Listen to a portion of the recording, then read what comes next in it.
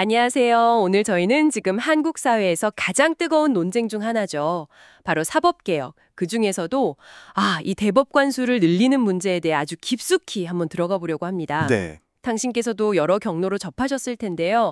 이 복잡하게 얽힌 문제의 핵심 쟁점들, 그리고 또 여러 시각들을 오늘 명확하게 한번 정리해 보는 게 저희 목표입니다. 네, 갑자기 왜 대법관 수를 지금보다 거의 2배 가까이 늘리자는 이야기가 이렇게 세게 나올까요? 그러니까요. 이게 정말 표면적인 이유, 그 재판 지연 해소? 이것 때문일까요? 아니면 혹시 뭐 다른 속내가 있는 건 아닌지. 또 그러면서 이 사법부 독립성은 괜찮은 건지, 그리고 우리랑 비슷하게 먼저 고민했던 일본은 어떻게 했는지 오늘 좀 속 시원하게 파헤쳐보죠. 좋습니다. 그럼 바로 본론으로 가보죠. 지금 정치권에서 특히 더불어민주당 쪽에서 추진하는 안의 핵심 내용, 현재 대법관 14명을 26명으로 거의 2배 가까이 늘리자는 거잖아요. 네, 맞습니다. 내세우는 이유는 일단 명확해요. 재판이 너무 지연되니까 이걸 해결해서 국민들이 빨리 재판받을 권리를 보장하겠다. 이거죠. 네, 재판의 신속성, 이 명분 자체만 보면 누가 쉽게 반박하겠어요. 그렇죠. 재판 결과 기다리면서 속타는 국민들 생각하면 당연히 중요하죠. 근데 이번 제안은 단순히 판사 좀 늘리자 이 수준을 훨씬 넘어선다는데 문제가 있는 겁니다. 오, 이게 사법 시스템의 어떤 근간, 그 작동 방식 자체에 대한 질문을 던지는 거라서요. 그래서 이렇게 논란이 시끄러운 거고요. 국민들 답답함 풀어줘야 한다. 신속한 재판 받을 권리, 이거 중요한 기본권이다. 당연히 맞는 말입니다. 네, 그렇죠. 그런데 이 반대하는 목소리가 훨씬 더 크고 또 굉장히 구체적인 근거들을 들고 있어요. 역시 가장 날카롭게 부딪히는 건 사법부 독립성 훼손 우려, 이 부분인 것 같습니다. 바로 그겁니다. 여기가 진짜 이 논란의 핵심, 화약고라고 할 수 있는데요. 한번 따져볼 필요가 있어요. 네. 만약에 이 법안, 이게 그대로 통과된다. 그러면 현 정부 임기 안에요. 기존 대법관들 임기 만료되는 분들하고 또 새로 늘어나는 자리, 이걸 합치면 최대 22명까지. 22명이요. 네, 22명의 대법관을 새로 임명할 수 있게 돼요. 이게 전체 대법관 26명 중에 84.6%입니다. 거의 대부분이죠. 와, 84.6%. 여기서 중요한 건 단순히 숫자가 아니에요. 그게 아니라 특정 시기에 특정 정치 세력이 대법원 구성을 거의 싹 바꿀 수 있다. 이런 가능성이 열린다는 거죠. 그게 문제군요. 이게 바로 사법부의 정치적 중립성이라는 그 대원칙을 그냥 뿌리째 흔들 수 있다. 이런 심각한 경고음이 나오는 겁니다. 좀 비판적인 시각에서는 이걸 사실상 사법부를 특정 정치 권력 아래 종속시키려는 거 아니냐 이렇게까지 강하게 표현하기도 하고요. 이게 단순히 정치적 중립성 문제를 넘어서 헌법에 명시된 삼권분리 원칙 자체를 훼손할 수 있다. 이런 위헌 소지 지적도 상당히 많고요. 그렇죠. 그 컴퓨터 성능 개선 비유도 재밌던데요. 컴퓨터 빠르게 하려고 무조건 CPU 코어만 늘린다고 다 해결되는 거 아니잖아요. 네네. 병목 현상. 그렇죠. 데이터 전송 속도가 느리거나 메모리가 부족하거나 진짜 이 병목 현상이 있는 곳에 고쳐야 전체 성능이 올라가는 건데 재판 지연의 진짜 원인은 어쩌면 대법원이 아닐 수 있다. 사건이 막 터져 나가는 1심, 2심의 과부하 아니면 복잡한 절차 때문일 수 있는데 엉뚱한 데 손대는 거 아니냐 이런 비판인 거죠. 네. 두통의 원인이 목 디스크인데 계속 진통제만 먹는 꼴이다. 이런 지적도 있더라고요. 네. 정확히 문제 진단부터 잘못됐다. 이런 비판입니다. 근본 원인은 그냥 놔두고 좀 쉬워 보이는 처방만 내놓는다는 거죠. 게다가 이렇게 사법 시스템의 근간을 바꾸는 엄청난 문제를 사회적 합의나 충분한 수기 이런 거 없이 너무 급하게 밀어붙인다. 이 절차적 정당성 문제 제기도 아주 거셉니다. 네, 그 부분도 중요하죠. 특히 일부 언론이나 법조계에서는요. 특정 사건, 예를 들면 대법원에서 이재명 대표 선거법 관련 사건을 파기환송시킨 직후에 이 대법관 증언 논의가 갑자기 막 급물살을 탔다는 점, 이걸 지적하면서 혹시 이거 정치적인 어떤 의도, 불만이 깔린 거 아니냐, 소위 상징 입법 아니냐는 의심까지 제기하고 있어요. 상징 입법이요? 네. 근데 사법 영역에서는요, 이런 의혹이 제기된다는 그 사실 자체가 신뢰에 굉장히 치명적일 수 있습니다. 상징 입법이란 말이 참 흥미롭네요. 그러니까 겉으로 내세우는 목표랑 실제 얻으려는 효과가 다를 수 있다는 의심이 있다는 거군요. 이 대법관 증언 논의가요? 그렇죠.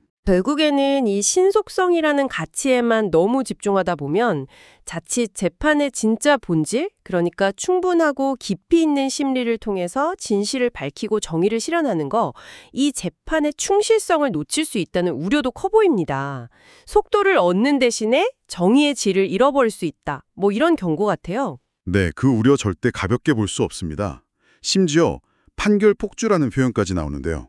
판결 폭주요? 네, 이건 뭐냐면 충분한 고민이나 숙고 없이 그냥 기계적으로 판결만 빨리빨리 찍어내는 상황.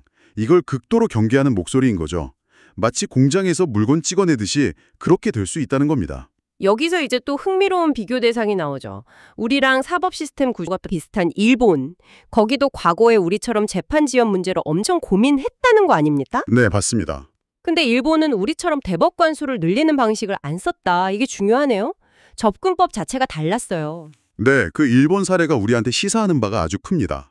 1999년에 일본은 법률을 만들어서요. 내각 직속이긴 했지만 중립성을 보장받는 사법제도 개혁심의회라는 걸 설치했어요. 아, 위원회를 만들었군요. 네, 특정 정파나 정부 부처가 아니라 법적 근거를 가진 독립적인 위원회를 통해서 개혁 논의를 시작한 거죠. 근데 더 놀라운 건요. 무려 3년이라는 시간을 들였다는 거예요. 수기 과정이에요. 3년이요? 와. 네, 그 과정에서 법조 3윤이라고 하죠.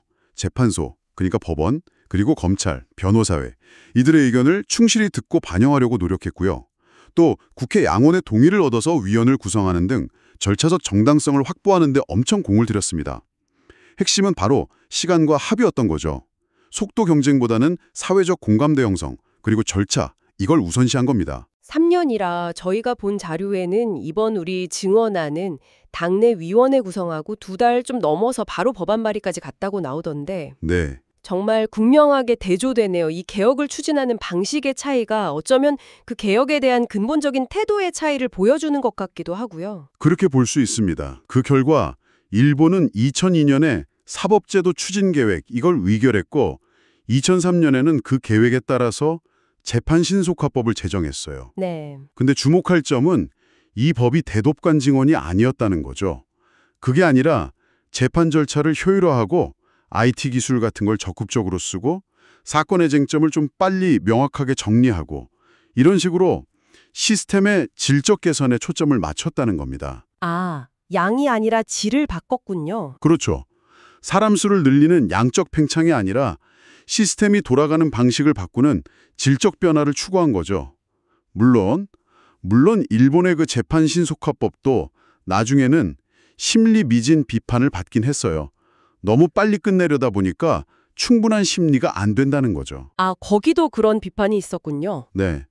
하지만 적어도 그 개혁 과정 자체는 충분한 논의와 사회적 합의를 거쳤기 때문에 절차적 정당성 면에서는 논란을 최소화할 수 있었다. 이렇게 평가받습니다. 그럼 대법관 수를 늘리는 것 말고 이 재판 지연 문제, 소위 말하는 병목 현상, 이걸 해결할 다른 현실적인 대안들로는 어떤 게 있을까요? 전문가들은 주로 어디에 주목하고 있나요? 네.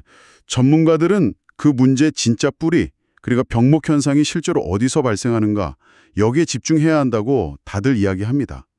가장 일관되게 나오는 대안은 역시 하급심 강화입니다. 하급심 강화, 1심, 2심 말씀이시죠? 맞습니다. 재판 지연의 주된 원인으로 지목되는 게 바로 1심, 2심 법원이니까요.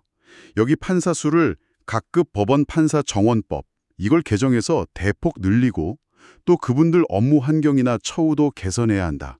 이런 거죠. 동시에 대법관들이 사건 검토하는 부담을 실질적으로 덜어줄 수 있는 재판 연구관 제도, 이걸 양적으로나 질적으로 대폭 확충하는 방안도 아주 중요하게 거론됩니다. 아, 재판 연구관. 네, 단순히 숫자만 늘리는 게 아니라 뭐 특정 분야에 아주 깊은 전문성을 갖춘 전문 재판 연구관을 도입한다든지 이런 질적 개선도 같이 가야 한다는 지적입니다. 사실 모든 사건이 다 대법원까지 올라올 필요는 없을 텐데요. 그렇죠.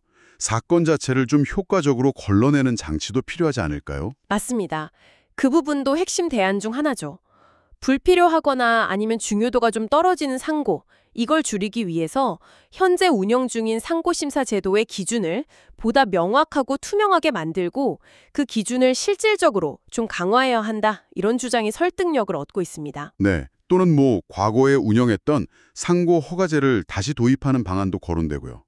이렇게 해서 대법원이 정말 국가적으로 중요한 법률적, 정책적 쟁점을 다루는 사건에 역량을 딱 집중할 수 있게 만들자는 거죠. 하급심에서 좀 더 충실하게 마무리 짓게 하는 것도 중요하겠네요. 그렇죠. 더 근본적으로는 2심 재판의 질 자체를 높여서 대법원까지 오는 사건 수를 줄이려는 노력도 필요합니다. 예를 들면 고등법원 부장판사급 전문법관 제도, 이걸 도입하거나 법관 인사 이원화를 제대로 정착시키는 방안 같은 거요. 법관 인사 이원화요? 네, 이게 뭐냐면 고등법원에서 오랫동안 경륜과 전문성을 쌓은 법관이 꼭 대법관으로 승진하지 않더라도 최고의 대우를 받으면서 소신껏 판결할 수 있는 길을 열어주는 겁니다. 이렇게 하면 하급심 재판의 신뢰도와 완결성을 높일 수 있겠죠. 아주 근본적인 접근법이라고 할 수 있습니다. 단순히 제도를 손보는 것 말고도 앞으로 이런 식의 논란, 특히 정치적인 입김에 휘둘릴 수 있다는 우려, 이게 반복되지 않도록 아예 절차적인 안전장치를 만들자는 제안도 있던데요. 이건 좀 인상 깊었어요. 일종의 방어막을 치자는 거잖아요. 네, 그거 아주 중요하고 현실적인 제안이라고 봅니다. 앞으로 비슷한 논란이 또 생기는 걸 막기 위해서 아예 법원 조직법에다가 사법부의 본질적 기능에 관한 개정 특별 절차 조항, 이걸 새로 만들자는 구체적인 아이디어가 있어요.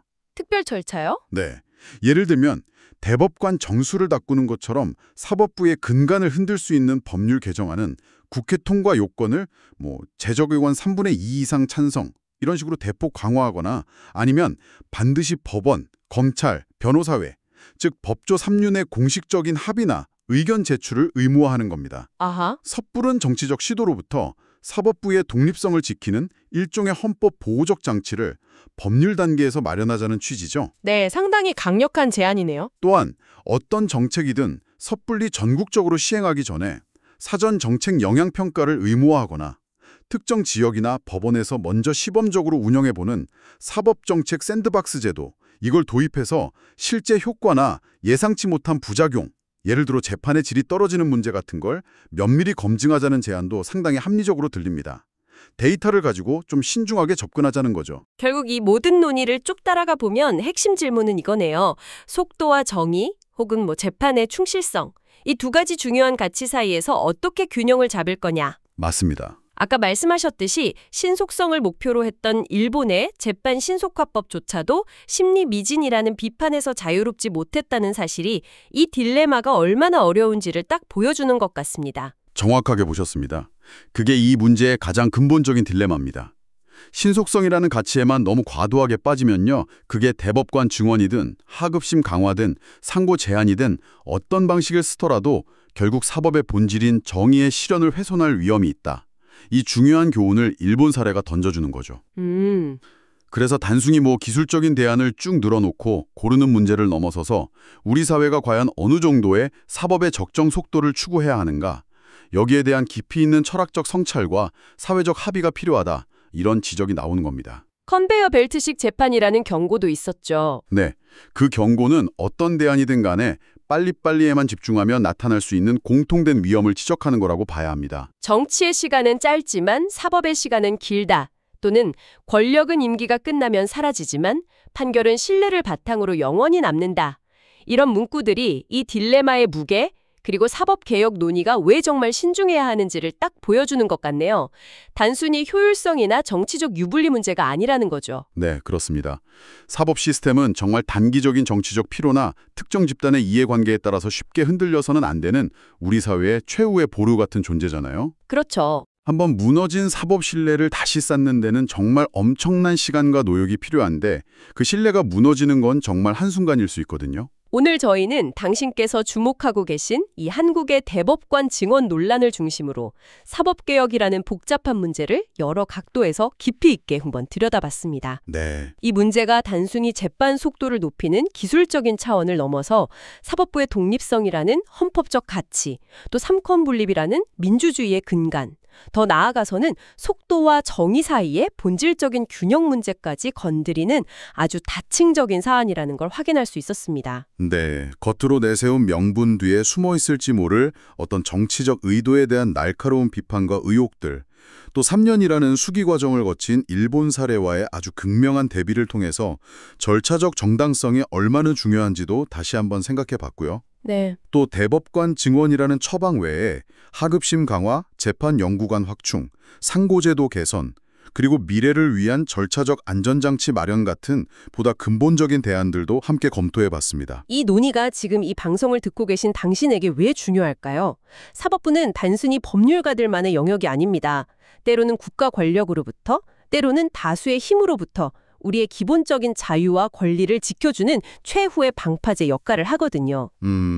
만약 이 사법부에 대한 신뢰가 흔들린다, 그러면 우리가 당연하게 여기는 많은 것들이 사실은 굉장히 취약한 기반 위에 서 있다는 걸 깨닫게 될지도 모릅니다. 그래서 사법개혁의 방향은 우리 모두의 삶과 미래에 직결된 문제라고 할 수 있겠습니다. 오늘 논의를 이제 마무리하면서요. 당신께 마지막으로 질문 하나를 던지고 싶습니다. 우리 사회가 추구해야 할 사법의 적정 속도는 과연 어느 정도일까요? 한시라도 빨리 결과를 원하는 국민들의 그 절박한 요구와 또 시간이 걸리더라도 한 사람 한 사람의 목소리에 귀 기울이면서 신중하고 충실한 심리를 통해 정의를 바로 세우려는 사법부의 고뇌, 그 사이에서 우리는 과연 어떤 지혜로운 균형점을 찾아야 할까요? 그리고 그 과정에서 무엇과도 바꿀 수 없는 가치죠. 사법부의 독립성. 이것을 어떻게 굳건히 지켜낼 수 있을까요? 네. 한번 깊이 생각해 보시면 좋겠습니다. 지금까지 The Deep Dive였습니다.